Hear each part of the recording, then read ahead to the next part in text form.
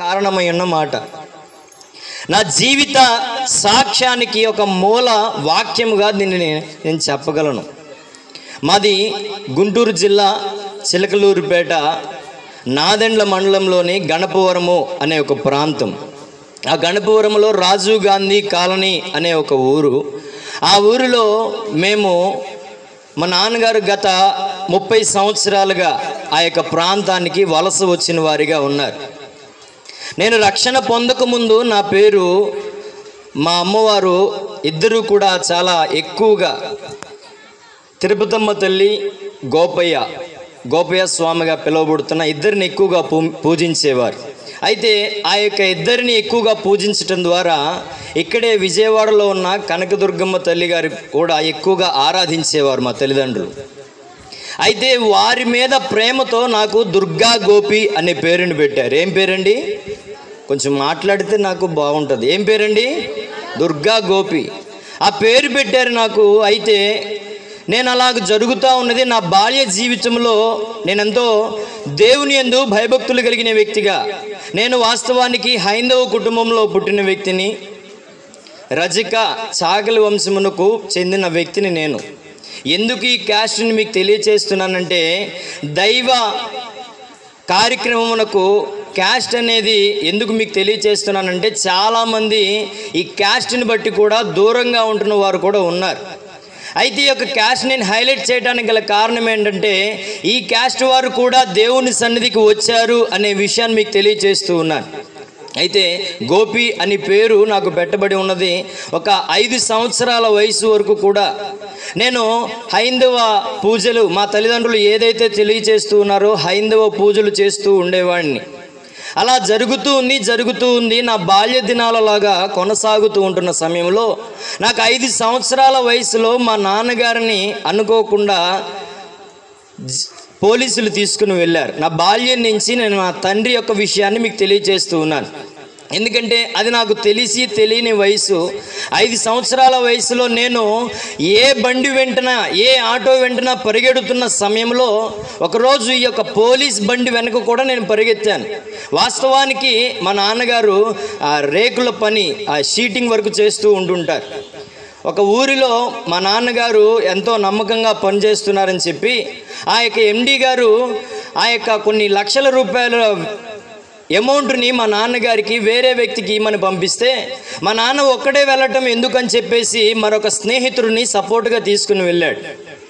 మధ్యలో మా నాన్నగారిని కొట్టేసి ఆ స్నేహితుడు ఎవరైతే ఉన్నారో ఆ కొన్ని లక్షల రూపాయల అమౌంట్ మా నాన్నగారు దీన్ని కొట్టేసి ఆ వ్యక్తి తీసుకుని వెళ్ళిపోయాడు. ఆ డబ్బులు మా నాన్నే దొంగతనం చేశాడు అని చెప్పేసి ఈ యొక్క పోలీస్ కంప్లైంట్ పెట్టగానే మా నాన్నగారిని తీసుకొని ఇక్కడే రాజమండ్రిలో ఉన్న సెంట్రల్ జైలుకి తీసుకెళ్ళి వెళ్ళారు. ఆ డేట్ వచ్చేసరికి 3వ తారీఖు 10వ నెల 2005వ సంవత్సరంలో. అలా తీసుకొని వెళ్ళిపోయారు.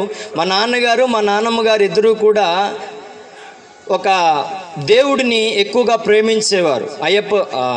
ఆంజనేయ స్వామి అనే దేవుడిని ఎక్కువగా ప్రేమించేవారు. ఆయన యొక్క ఆరాధన ఎక్కువగా చేసేవారు. ఆ రోజు అలాగనే మా నాన్నగారిని జీబులో తీసుకుని వచ్చి మా యొక్క ఇంటికే తీసుకుని వస్తున్నారు. నాకు తెలియదు కదా, చిన్నపిల్లవాడిని. ప్రతి ఆటో వెనుక, ప్రతి బండి వెనుక పరిగెడుతున్న ఆ వయసులో ఆ పోలీస్ వ్యాన్ వెనకే నేను పరిగెడుతూ ఉన్నాను. ఎక్కడికి వెళుతుందో నాకు తెలియదు, కానీ ఆగి ఆఖరికి మా యొక్క ఇంటి దగ్గరే ఆ యొక్క జీబు ఆగిపోయింది. మా నాన్నగారిని ఆ బేడీలలో తీసుకుని మా ఇంటి దగ్గర తీసుకుని వచ్చారు. అప్పుడే మా ఇంటి వెనక ఒక క్రైస్తవ కుటుంబం ఉన్నది. ఆ కుటుంబము మా నాన్నమ్మ గారికి దేవుని యొక్క వార్తను, దేవుని యొక్క స్వార్థను తెలియజేస్తూ ఉన్నది.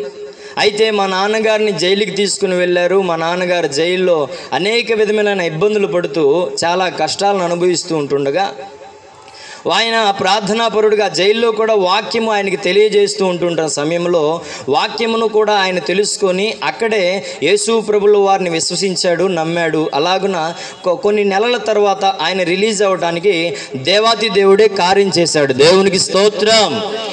గట్టిగా చెబుదాం, దేవునికి స్తోత్రం. దేవాతి దేవుని ద్వారా మాత్రమే మా తండ్రి గారు ఆ జైలు నుంచి బయటికి రిలీజ్ చేశారు. ఎలాగంటే ఆ దేవుడే ఆ యొక్క ఎవరైతే డబ్బులు కొట్టేశారో ఆయనే వెళ్ళి తప్పు ఒప్పుకోవటానికి దేవుడు సహాయం చేశాడు. అయితే నేను మా నాన్నగారి విషయం కూడా పక్కన పెట్టగలిగితే నా జీవిత సాక్ష్యానికి మరొక అవకాశముగా ఈ బాల్యము నుంచి 5 సంవత్సరాల వయసు నుంచి ఆ తర్వాత నుంచి మా నాన్నగారు ఎప్పుడైతే రిలీజ్ అయ్యారో 26వ తారీఖు 6వ నెల 2006వ సంవత్సరంలో మా నాన్నగారు రిలీజ్ అయిపోయారు. ఆ జైలు నుంచి రిలీజ్ అయిపోయిన తర్వాత మా నాన్నగారు అలాగనే దైవ భక్తిలో మమ్మల్ని పెంచడానికి ప్రయత్నం చేస్తూ ఉన్నారు. కానీ ఆ దైవ భక్తి, యేసు ప్రభుల వారి గురించిన భక్తి మాకు అలవాటు కాలేదు. ఎందుకంటే వాస్తవానికి మాది క్రైస్తవ కుటుంబము కానే కాదు. హైందవ కుటుంబంలో క్రీస్తుని ఎరగని కుటుంబంలో ఉన్న మేము అలాగునే ఆ యొక్క దేవుళ్లకు ప్రార్థనలు చేస్తూ ఆవరణను మాత్రమే పూజిస్తూ ఉన్న వ్యక్తులుగా ఉంటూ ఉన్నాను. అయితే కొన్ని సంవత్సరాల వరకు కూడా అలాగనే జరుగుతూ ఉన్నది. నా యొక్క 10th క్లాస్ వరకు కూడా అలాగనే నేను అనేకమైన దేవుళ్ళను ప్రేమిస్తూ పూజిస్తూ ఉంటుండగా అందులో నాకు ఇష్టమైన దేవుడిగా వినాయకుడనే వ్యక్తిని నేను ఎక్కువగా ప్రేమిస్తున్న వ్యక్తిగా ఉన్నాను. ఆ దేవుడిని గురించి కూడా నేను వినాయక చవితిని ఎక్కువగా చేస్తూ ఉన్న సమయంలో దేవాతి దేవుడు ఒకరోజు ఆయన యొక్క స్వరము ద్వారా దేవుడు నాతో మాట్లాడాడు. దేవునికి స్తోత్రం. ఆ స్వరాన్ని బట్టి నేను దేవుని వైపు తిరగటానికి దేవుడు నాకు అవకాశం చూపాడు.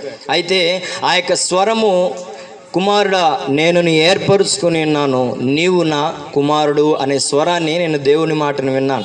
ఎలాగ విన్నానయ్యా అంటే అప్పటికే మీకు ఇందాకనే తెలియచేశాను. మా నాన్నగారు జైల్లో ఉన్నప్పుడు దైవ వాక్యమును ఆయన అనుసరిస్తూ దేవుని యొక్క వాక్యమును ఆయన ఆలోచిస్తూ దైవ వాక్యము ద్వారా ఆయన బలపరచబడుతూ ఉన్నాడని ఆ విషయాన్ని మా నాన్నమ్మ గారికి తెలియచేశారు. మా నాన్నమ్మ అలాగనే దైవ భక్తిలో మా కుటుంబం పెరుగుతూ ఉండటానికి ప్రయత్నం అవుతూ ఉన్నది. అయితే ఆ క్షణమున నేను రక్షణ పొందడానికి దేవాతి దేవుడు కార్యము చేశాడు. దేవునికి స్తోత్రం. ఆ తరువాత నేను పొందిన ఆ యొక్క రక్షణ జీవితము 2014వ సంవత్సరము 12వ తారీఖు 1వ నెలన, అంటే జనవరి 12వ తారీఖు 2014వ సంవత్సరమున నేను రక్షణ పొందడానికి దేవుడు కార్యము చేశాడు. రక్షణ పొంది అలాగనే జరిగిస్తూ ఉన్నాము. దేవుని యొక్క భయభక్తుల్లో నేను పెరుగుతూ ఉన్నాను. అలాగనే హైందవ జాతి కుటుంబం నుంచి పెరిగిన వాడిగా, హైందవ జాతి నుంచి రక్షణ పొందిన వ్యక్తిగా దేవుడు ఒక అవకాశమును నాకు ఇచ్చాడని చెప్పేసి ఆ యొక్క దేవుని సువార్తను ప్రకటిస్తున్న వ్యక్తిగా నేను జరుగుతూ ఉన్నాను.